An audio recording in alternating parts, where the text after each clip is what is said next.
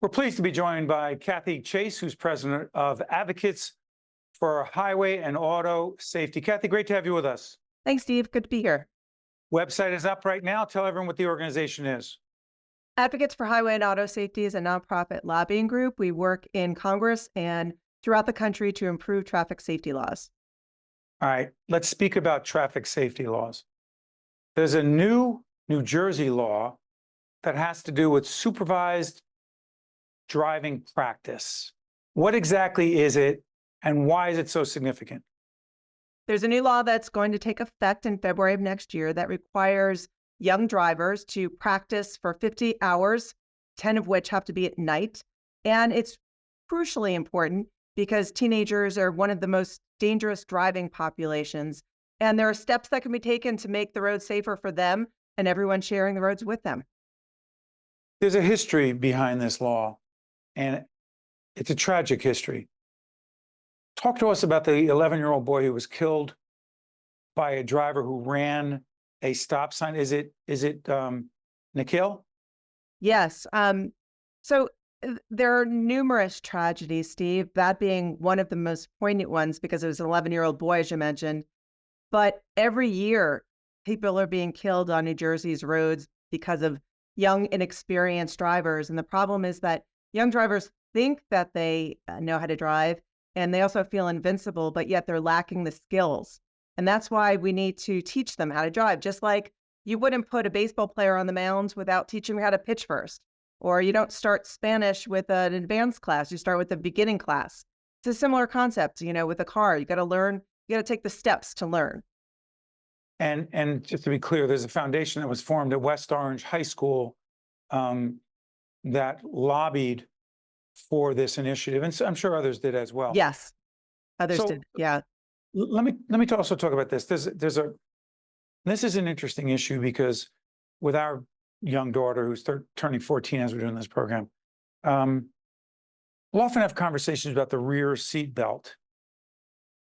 There's an issue around the rear seat belt, the current laws, and what is the effort to change that law as it relates to rear seat belts? Please, Cathy. So right now in New Jersey, the rear seatbelt law is secondary enforcement, meaning law enforcement has to observe another violation before they can pull someone over to get a ticket for not wearing your seatbelt. We together with numerous groups, including the Click Clack Front and Back group from Indian Hills High School, we've been pushing to try to get a primary enforcement rear seatbelt law so that it sends the message that everyone, every passenger, every ride should be buckled up. In a crash, it's your first line of defense. Now, this bill has been in quote unquote committee for a few years now. Yes. Why is that? We're trying to build more support and more sponsors. You would think that these bills are common sense and protect everyone, but sometimes politics does get involved and it can just be difficult. The graduated driver licensing law that we were previously discussing took more than 15 years to bring across the finish line. I know it's difficult, and we need political leadership. Well, let me ask you, what would the quote unquote politics be, Cathy, around auto safety? You would think there shouldn't be any because everyone's on the roads, whether you're in a car or walking or bicycling, it affects really everyone. But sometimes if there are, sponsors of one political party, the other party doesn't want to give a bipartisan effort, it just can get bogged down, unfortunately. We're trying to push through that. And I think that the involvement of students really does help because it shows an engagement by young people. And if the young people recognize that this needs to be done, certainly the adults should do so. Let me ask you this. Your organization is a national organization, right? Yes. So we're talking about legislation in New Jersey. Where do federal laws finish and state laws pick up and vice versa? Great question. Well, Congress has what they call the power of the purse. So they can incentivize states to pass laws, or they can withhold money if states don't pass laws. Also, federal regulations cover the vehicles themselves. So if a car has automatic emergency braking or other, systems within the car, that's under federal regulation as well. So let me ask you this. What is the message for all the parents out there? Some of us have a couple of kids driving right now as we speak, 20 and 21. And our daughter, as I said, 14. And my older son has been driving for a while. The fear, the panic, the anxiety that we all experience. What advice do you have for us, them, all of us? Yeah, I'm right there with you. I've got 2 young drivers myself, so I get it. Practice with your children. The more practice you give them, the better. Make sure they know that it is not negotiable, that they always need to wear a seatbelt, and everyone in that vehicle needs to wear a seatbelt with them. Put away the distractions.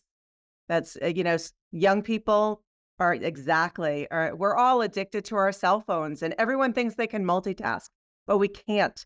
And you need to really focus on the driving task, and that's it. You need to get to your destination safely, and that's the way you accomplish it.